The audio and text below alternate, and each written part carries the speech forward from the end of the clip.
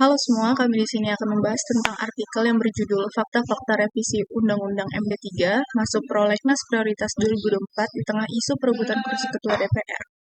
Artikel ini bersumber dari kompas.com, diterbitkan pada 4 April 2024 pukul 9.42 WIB oleh Nicholas Ryan Aditya dan Novianti Setuningsih.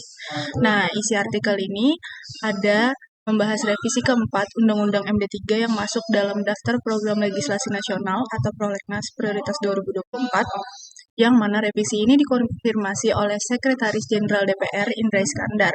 Kemudian, revisi Undang-Undang MD3 ini terjadi di tengah isu perebutan kursi Ketua DPR periode 2024 sampai 2029.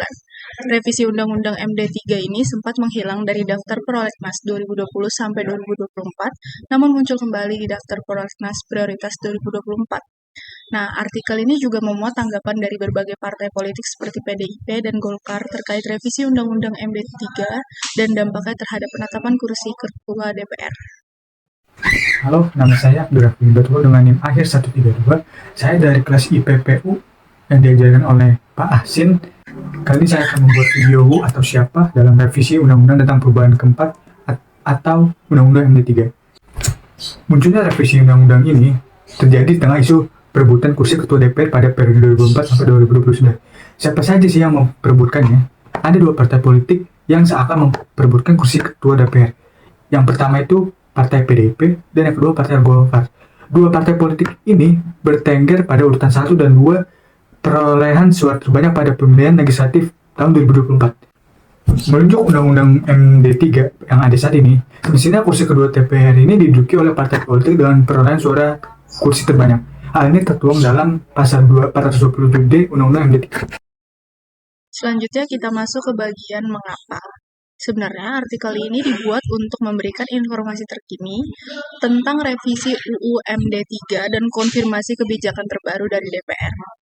Nah, fokus pada bagaimana revisi Undang-Undang MD3 mempengaruhi dinamika politik terkait perebutan kursi Ketua DPR, dan juga untuk menjelaskan proses legislasi dan prioritas prolegnas, memberikan gambaran yang jelas kepada publik tentang agenda legislatif DPR.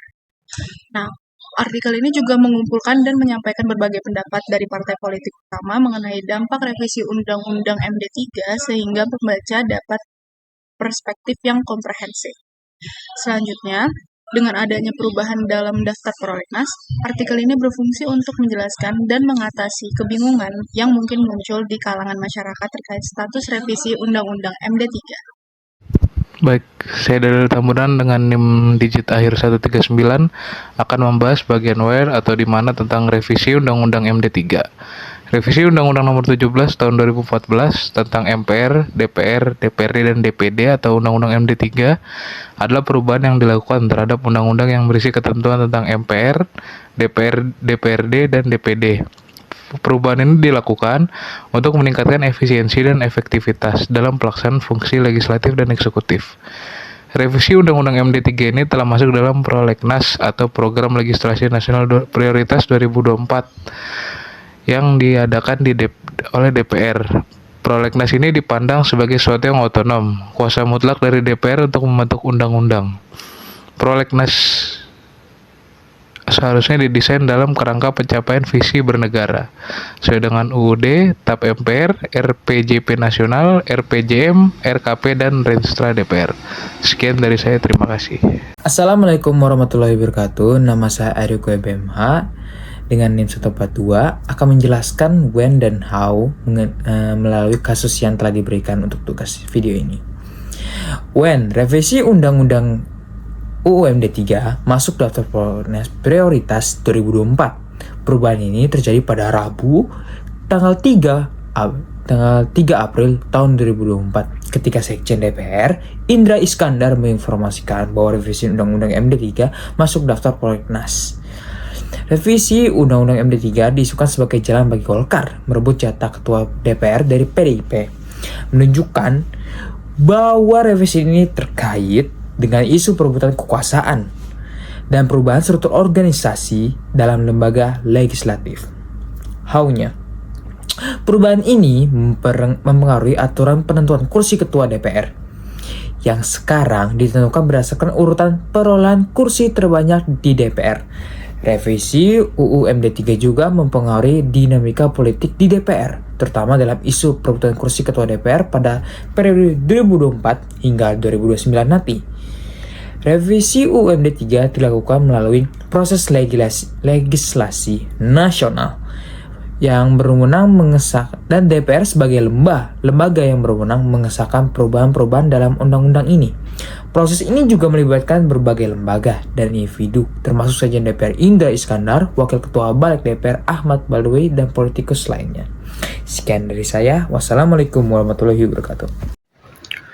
Baik, untuk menyimpulkan dari apa yang sudah dipaparkan oleh rekan-rekan saya, dapat disimpulkan bahwa artikel ini membahas mengenai isu revisi Undang-Undang MD3 tentang penentuan Ketua DPR. Dalam Undang-Undang MD3 diatur mengenai bagaimana Ketua DPR akan terpilih, yakni Ketua DPR akan dipilih dari parpol dengan kursi terbanyak berdasarkan pemilihan legislatif atau pileg. Pihak-pihak yang terlibat dalam isu ini adalah partai politik PDIP dengan Golkar, di mana kedua pihak ini akan sangat terpengaruh oleh revisi tersebut.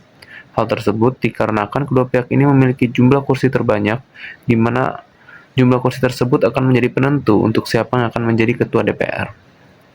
Berikut juga terdapat beberapa alasan mengapa artikel ini diterbitkan, yakni untuk mempublikasikan revisi undang-undang kepada masyarakat dan juga agenda lembaga legislatif ke depannya.